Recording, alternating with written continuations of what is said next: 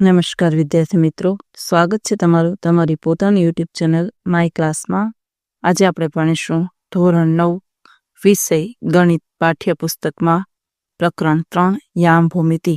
જો વિદ્યાર્થી મિત્રો આપણે પાઠ્યપુસ્તકના દાખલા ચાલુ કરીશું એ પહેલાં થોડી સમજૂતી શીખીશું. યામ ભૂમિતિમાં જે તમે આલેખ દોરો છો એક્સ અક્ષ અને વાય અક્ષ જો આ રીતે દર્શાવ્યા છે, એના 4 ચરણ દર્શાવેલા છે.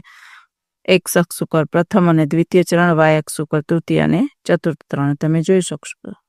હવે આપણે સ્વાધ્યાય ચાલુ કરીશું. યામ ભૂમિતિમાં જો લખો, પેલું આડી રેખા કે સમક્ષિતિજ રેખાને એક્સ અક્ષ કહે છે, બીજું ઊભી રેખા એટલે કે શિરોલંબ રેખાને વાય અક્ષ કહે છે, ત્રીજું બંને અક્ષ અને વાય અક્ષ છેદે તેને ઉગમ બિંદુ કહે છે, ચોથું ઉગમ બિંદુના યામ 0, 0 હોય છે. દરેક બિંદુના યામ હંમેશા એક્સ અને વાય હોય છે. છઠ્ઠું, એક્સ અક્ષને ભુજ અને વાય અક્ષને કોટી પણ કહે છે. અને વાય અક્ષ પરનું બિંદુ હોય ત્યારે કોઈ પણ સંખ્યા એ અને વાય હંમેશા 0 મળે એટલે કે બિંદુ A0 મળે, જેથી એ કોઈ પણ સંખ્યા છે. પછી 8મું, વાય અક્ષ પરનું બિંદુ હોય ત્યારે વાય બરાબર 0 અને એક્સ બરાબર કોઈ પણ સંખ્યા એ મળે એટલે કે બિંદુ 0 એ મળે જ્યાં એ કોઈ પણ સંખ્યા છે. 9મું, પ્રથમ ચરણ પ્લસ પ્લસ ખૂણો XOY નો અંદરનો ભાગ અને દ્વિતીય ચરણ માઇનસ અને પ્લસ ખૂણો X'OY નો અંદરનો ભાગ. 11મું છે તૃતીય ચરણ માઇનસ માઇનસ ખૂણો X'OY નો અંદરનો ભાગ ને 12મું ચતુર્થ ચરણ પ્લસ માઇનસ ખૂણો XOY નો અંદરનો ભાગ. વાય અક્ષ પરની સંખ્યાને એક્સ યામ અથવા ભુજ તથા વાય અક્ષ પરની સંખ્યાને વાય યામ અથવા કોટી કહે છે.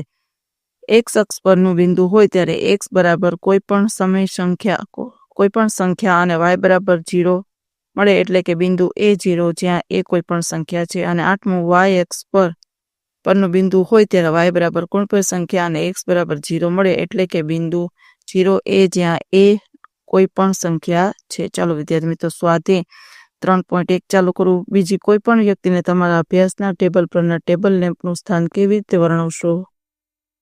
જો વિદ્યાર્થી મિત્રો આ રીતે આલેખ દોરેલ છે, આકૃતિ ઉપરથી તમે આલેખ દોરી શકો છો. એક્સ અક્ષ અને વાય અક્ષ દેખાડેલા છે, ABCD એવી રીતે વચ્ચે નામ આપેલા છે, PXY આપેલું છે અને એને લંબબિંદુ N આપેલું છે ને BC ને લંબબિંદુ M આપેલ છે અને D ખૂણો છે કાટખૂણો છે. જો હવે વિસ્તારથી લખીએ, પેલું ABCD એ લંબચોરસ ટેબલ છે જ્યાં CD લંબ AD.